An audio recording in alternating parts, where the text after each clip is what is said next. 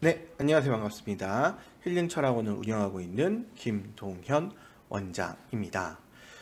오늘은 이제 이혼하는 사주를 한번 이야기해 보도록 하겠습니다. 근데 이혼하는 사주라는 건 정확히 얘기하면 이혼 운이 있는 사주 이렇게 생각하시면 돼요. 그러니까 이게 이렇게 있다고 해서 반드시 이혼한다가 아니라 이혼할 운, 이혼할 수도 있는 사주다. 이렇게만 보시면 돼요. 물론 원칙으로 따지면 이혼하는 건 맞는데요. 제가 많은 분들을 보니까 그렇게 있음에도 불구하고 잘 살아가시는 분들도 있어요. 전혀 없는 건 아니기 때문에 반드시 이혼한다. 이렇게 이야기하면 안 됩니다. 그래서 이혼할 수, 이혼할 운도 있다. 자, 그러면 그 중에서 가장 중요한 것부터 좀 보겠습니다. 첫 번째, 배우자의 충입니다. 무슨 얘기냐면 남자의 배우자, 여자의 배우자가 다른 기운으로 충을 받고 있을 때 내 배우자 자리가 깨지는 이 있을 때를 이혼하는 사주라고 이야기를 합니다.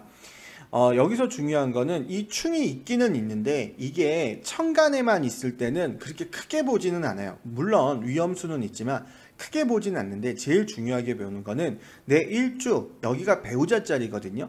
연, 월, 일, 시로 했을 때 일주가 내 배우자 자리이기 때문에 이 일주의 배우자가 있는데 이게 충이 들어와 있다. 그랬을 때는 이혼할 수 있다라고 얘기를 하고요. 그 중에서 남자는 내가 충하는 거기 때문에 내 고집, 내가 하고 싶은 대로 해서 여자가 떠나간다, 버티지 못한다 라고 얘기를 합니다. 그래서 배우자를 충했을 때는 남자가 좀 문제가 있다 이렇게 얘기를 하게 되는 거고요. 여자의 충 같은 경우는 이 관이라는 게 충인데요. 이 관을 누가 충하냐면 식상이라고 하는 상관이라고 하는 일이 충합니다. 그래서 여자일 때 배우자의 충은 여자가 일을 더 중요시 여기기 때문에, 그러니까 남편보다는 자기의 일을 더 중요시 여기기 때문에 남편을 무시한다라고 얘기를 해요. 그래서 이혼하게 된다 이렇게 얘기를 합니다. 뭐 이 부분에서도 본인의 문제이겠죠. 그래서 충이 있을 때는 본인이 무엇인가를 잘못해서 남자 또는 여자가 떠나게 된다라는 개념이 이제 배우자의 충입니다. 자, 두 번째는 배우자의 반복입니다. 그러니까 남자에게는 재가 반복됐을 때, 여자에게는 관이 반복됐을 때, 이거를 이제 이혼수라고 얘기를 하는데요. 이 또한 똑같습니다. 천간 위에 뭐 있을 때는 크게 안 보고요. 일지에 반복되어 있을 때, 그러니까 일지, 월지, 일지, 시지 이렇게 반복되어 있을 때를 가장 크게 봅니다. 자, 남자의 경우는 바람 핀다고 보통 얘기를 해요. 무슨 얘기냐면 두 명의 여자가 있는데 남자는 내가 가지고 싶으면 갖는 개념이거든요. 그러니까 두 명의 여자 중에서 누구를 고르질 못해요. 그냥 다 가지려고 해요. 그러니까 바람 핀다 이렇게 얘기를 하고요. 그렇기 때문에 이제 여자가 싫어하겠죠. 그래서 이혼하게 된다. 그래서 바람 핀다 이렇게 얘기를 합니다. 여자의 경우는 바람 핀다라고도 얘기를 하지만 결정하지 못한다라고도 얘기를 해요. 그러니까 이 사람도 좋고 이 사람도 좋은데 여자는 안정적이어야 좋은 거거든요. 이게 배우자의 문제인데, 자, 안정적이지 못한 거죠. 헷갈리는 거니까. 그래서 여자가 관이 반복됐을 때는 결정하지 못하기 때문에 내가 어떤 사람과 결혼하지 못한다 이렇게 얘기를 합니다. 그래서 배우자 자리가 반복되었을 때도 결혼은 하는데 이혼한다 이렇게 얘기할 수 있습니다. 자, 그럼 무죄, 무간, 그러니까 남자에게도 배우자 복이 없고 여자에게도 배우자 복이 없을 때는 어떻게 되느냐? 남자는 일단 무관심이라고 얘기를 합니다. 그러니까 여자에 대해서 관심이 크지 않아요. 그렇기 때문에 있어도 좋고 없어도 좋고 뭐 이런 느낌이 있습니다. 그래서 결혼을 하지 못한다고도 얘기를 하지만 이혼한다고도 얘기를 해요. 왜냐하면 있어도 좋고 없어도 좋기 때문에 결혼을 해서 살다가도 이 사람이 싫으면 그냥 떠난다라는 느낌이에요. 그래서 이 사람이 떠나는 것에 대해서 막 노력을 해가지고 바꾸려고 한다거나 이 사람을 꼭 잡으려고 한다거나 이런 게 없는 거예요. 그래서 언제든지 헤어질 수 있다. 그래서 결혼이 쉽지도 않겠지만 이혼은 또 쉽다 이렇게 얘기합니다. 그게 남자가 무죄일 때라는 개념이고요. 또 여자가 무관일 때는 구속받는 걸 좋아하지 않기 때문에 라고 얘기를 합니다. 여자에게 관이라는 건, 배우자라는 건 나를 구속해서 나를 안정시킬 수 있는 사람인데 무관, 없다 보니까 누가 나를 구속하는 걸 좋아하지 않아요. 그래서 연애는 상관이 없습니다. 연애하는 거는 나를 구속하지 않기 때문에 그렇게 크게 상관이 없지만, 결혼을 하다 보면 이 사람이 뭐 나한테 하는 것도 있겠지만 어떤 집안의 문제라든가 이런 여러 가지 문제들이 있겠죠. 그럼 그걸 버티지 못한다. 그래서 남자는 좋지만 그 남자 집안이 문제가 됐을 때는 뭐 일말의 후회도 없이 헤어진다.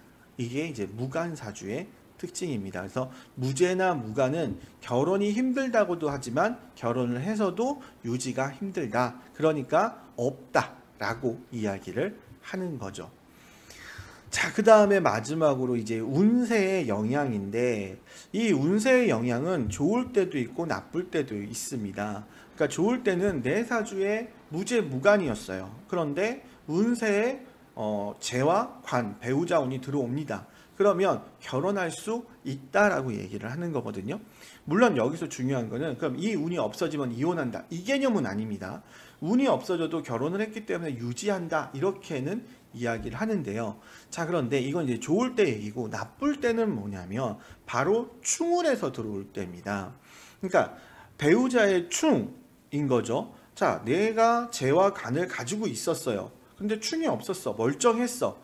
그런데 운에서 충을 가지고 들어와 버리면 이 배우자와의 관계가 틀어진다 라고 보는 거예요.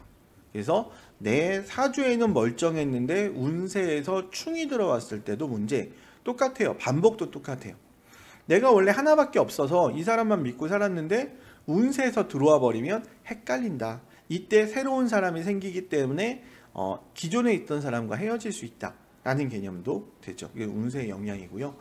무죄무간일 때는 뭐 의미는 없겠죠. 왜냐면 뭐 원래 없는데 들어와서 생기는 것만 있지 깨지는 경우는 없을 테니까. 그래서 그런 부분도 있고, 조금 더 심층적으로 얘기를 하자고 하면 이 운세에서 내 재와 관을 합해서 다른 걸로 바꿔버리는 경우가 있어요. 이거를 탁하게 만든다라고 얘기를 하는데, 내 배우자 자리가 원래 있는데 이게 합을 함으로 인해서 다른 걸로 바꿔버려요. 그래서 내 배우자에 대한 관심도라든가 소중하게 여기는 게 없어진다, 이렇게 얘기하는 경우도 있고요. 조금 더 심층으로 들어가자면 내 배우자 자리를 좀 이상하게 만드는 합과 충도 있습니다. 또 그럴 때도 이제 얘기를 하는데, 뭐 탁수하게 한다, 뭐 이렇게 탁하게 한다, 이런 얘기를 많이 하는데요. 또 이런 부분도 좀 있습니다. 그래서 그거는 조금 더 복잡한 영향인데요. 그건 이제 내 이혼하는 사주라기보다는 그 운세에 따라서 이제 그렇게 되는데, 물론 이 운세라는 것도 내가 태어나면서 정해진 것이기 때문에, 특히 대운 같은 경우는 좀 명확하기 때문에 이 나이 때 이혼수가 있다, 이렇게 얘기할 수도 있는 것이 이제 운세의 영향이다, 이렇게 생각할 수 있습니다. 자, 여기서 마무리하면서 꼭 다시 한번 반복하고 싶은 거는, 이 학문이라는 거는 이제 정확하게 얘기를 하긴 하지만요, 실제로 사주를 보다 보면 이건 운이지 반드시는 아니다. 이걸 꼭 명심해 주셔야 돼요.